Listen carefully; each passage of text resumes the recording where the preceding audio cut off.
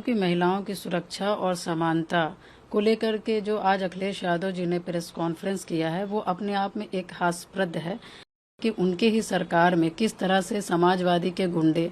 जो स्कूल जाती लड़कियां रहती थीं, जो युवतियां रहती थीं, उन्हें किस तरह से परेशान किया जाता था, किस तरह से घेरा जाता था और किस तरह से उनके साथ छेड़खानी की जाती थी। ये महिला का जो कार्ड खेला जा रहा है चुनाव को लेकर के, तो मैं यही कह सकती हूँ कि हमारी जो उत्तर प्रदेश की महिलाएं हैं और जो समाजवादी की जो सरकार में जिस तरह से महिलाओं के ऊपर अत्याचार हुआ है वो उत्तर प्रदेश की बहन बेटी माताएं भूल नहीं पाई हैं। जो अखिलेश यादव जी अपने महिला प्रवक्ता का जो सुरक्षा नहीं कर सकते, अपने कार्यकर्ताओं से नहीं कर सकते, तो वो उत्तर प्रदेश की महिलाओं के लिए क्या ही कर पाएंगे। महिलाओं की सुरक्षा और समानता को लेकर के जो आज अखिलेश यादव जी ने प्रेस कॉन्फ्रेंस किया है वो अपने आप में एक हास्यप्रद है। अखिलेश यादव जी किस मुंह से महिला का सम्मान और सुरक्षा की बात कर रहे हैं। उन्हें अच्छी तरह से याद होना चाहिए कि उनके ही सरकार में किस तरह से समाजवादी के गुंडे जो स्कूल जाती लड़कियां रहती थीं, जो युवतियां रहती थीं, उन्हें किस तरह से परेशान किया जाता था, किस तरह से घेरा जाता था और किस तरह से उनके साथ छेड़खानी की जाती थी। आज भी उत्तर प्रदेश में वो बच्चियां और वो महिलाएं वो जान रही हैं, समझ रही हैं और अच्छी तरह से भली भांति जान रही हैं। तो इसलिए मैं कहना चाहती हूँ कि जो आज ये महिला का जो कार्ड खेला जा रहा है चुनाव को लेकर के, तो मैं यही कह सकती हूँ कि हमारी जो उत्तर प्रदेश की महिलाएं हैं और जो समाजवादी की जो सरकार में जिस तरह से महिलाओं के ऊपर अत्याचार हुआ है वो उत्तर प्रदेश की बहन बेटी माताएं भूल नहीं पाई हैं। और जिस तरह से आपने देखा होगा कि इन्हीं के समाजवादी प्रवक्ता थी रोली मिश्रा जी, किस तरह से समाजवादी के कार्यकर्ता, समाजवादी के जो गुंडे हैं, किस तरह से उनके ऊपर गंदे गंदे कमेंट, भद्दे भद्दे कमेंट और किस तरह से गाली गलौज करना, यहाँ तक कि रोली मिश्रा जी ने अखिलेश यादव जी को अपना नेता समझते हुए उन्हें अपना दर्द बताया, अपनी बातें बताई, उसके बावजूद भी अखिलेश यादव जी ने उनके साथ क्या न्याय किया। तो जो अखिलेश यादव जी अपने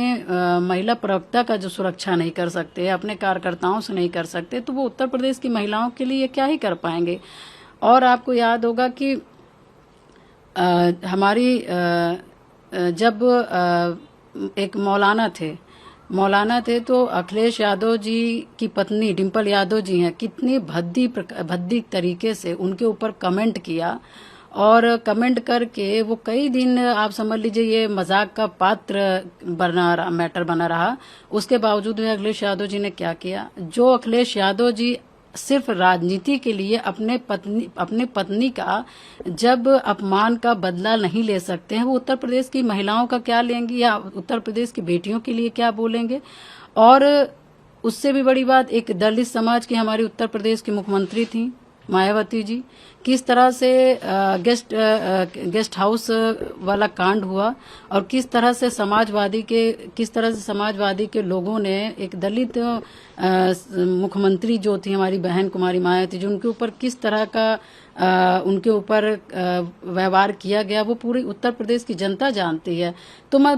मैं बस इतना ही कह सकती हूँ इस बात पर कि उत्तर प्रदेश की महिला, खासकर के समाजवादी सरकार जब आती है तो समाजवादी की सरकार और समाजवादी से जुड़े लोग और समाजवादी के गुंडे क्या करते हैं उत्तर प्रदेश की महिलाओं के साथ,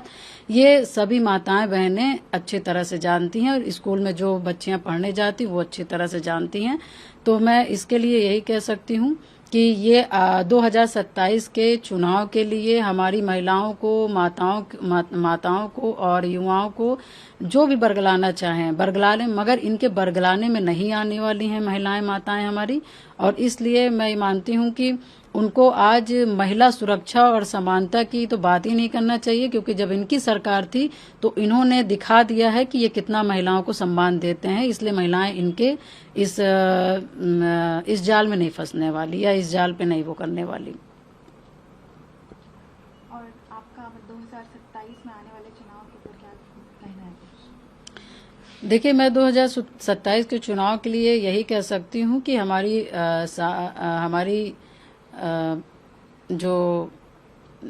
जो लोग हैं हमारा जो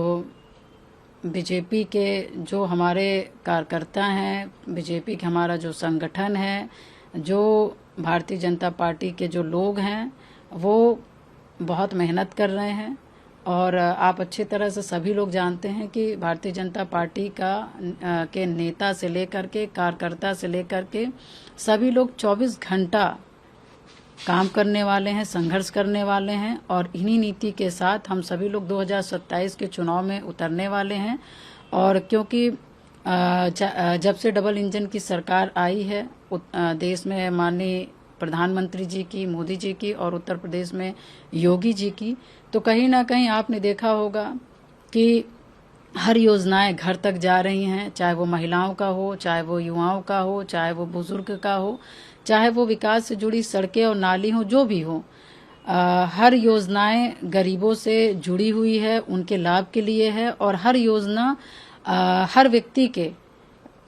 तक पहुंचने का काम हो रहा है। तो इसलिए मैं कह सकती हूं कि उत्तर प्रदेश की जनता भी कहीं ना कहीं ये विचार बना करके बैठी है कि हम सभी लोग तीसरी बार भाजपा की सरकार बनाने वाले हैं और माननीय योगी जी को तीसरी बार मुख्यमंत्री की कुर्सी में बना करके बैठाने वाले हैं।